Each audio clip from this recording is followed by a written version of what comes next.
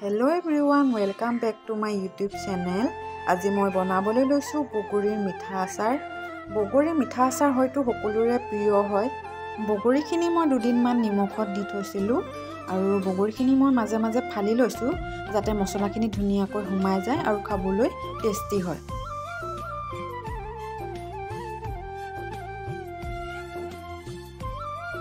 জুইকুৰা জ্বলাই লৈ কেৰাহীটো পাতি ললো।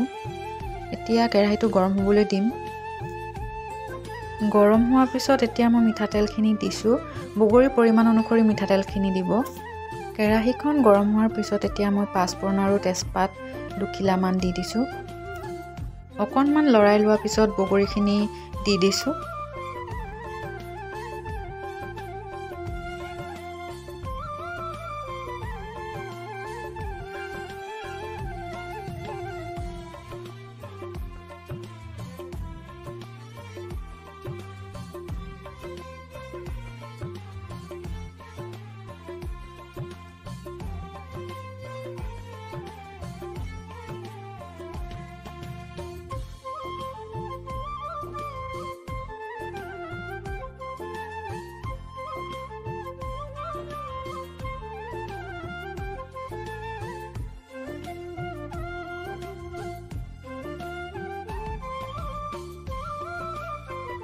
বগৰীখিনি তেলত দিয়াৰ পাছত 15-20 মিনিটমান ভাজি ল'ব লাগিব।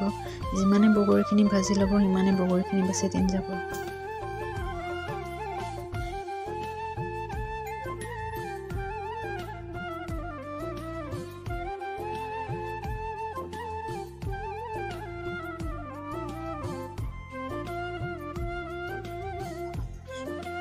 বগৰীখিনি 15-20 মিনিটমান ভাজি লোৱাৰ পিছত এতিয়া মই ইয়াতে কাটি লোৱা গুড়খিনি বগৰীত এড কৰি দিম।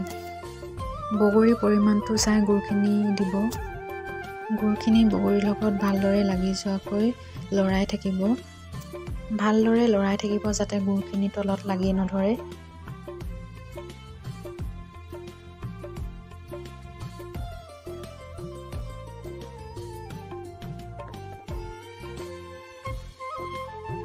গুড়খিনি গলাৰ পাছত এনেকুৱা হৈছে।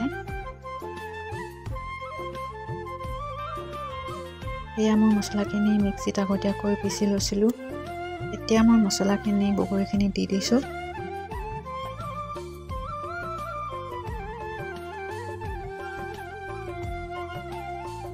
এতিয়া ধুনীয়াকৈ মছলাখিনি মিক্স হৈ যোৱাকৈ ভাজি থাকিম।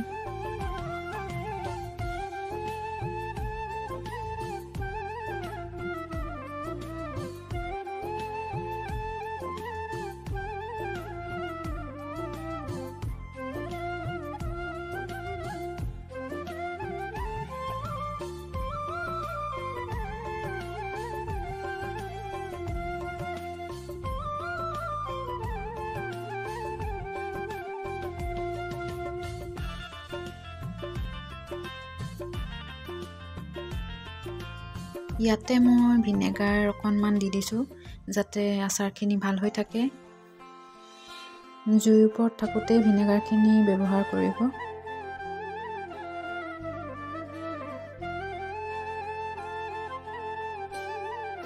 এতিয়া মই ভিনেগাৰখিনি ধুনীয়াকৈ বগৰীখিনি মিক্স কৰি দিম।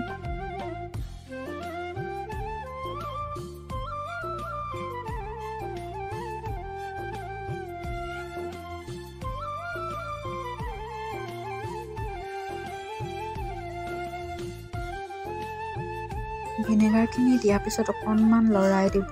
তাৰ পৰা কেৰাহীটো নমাই দিব। এয়া আমাৰ বগৰী আচাৰ ৰেডি হৈ গ'ল।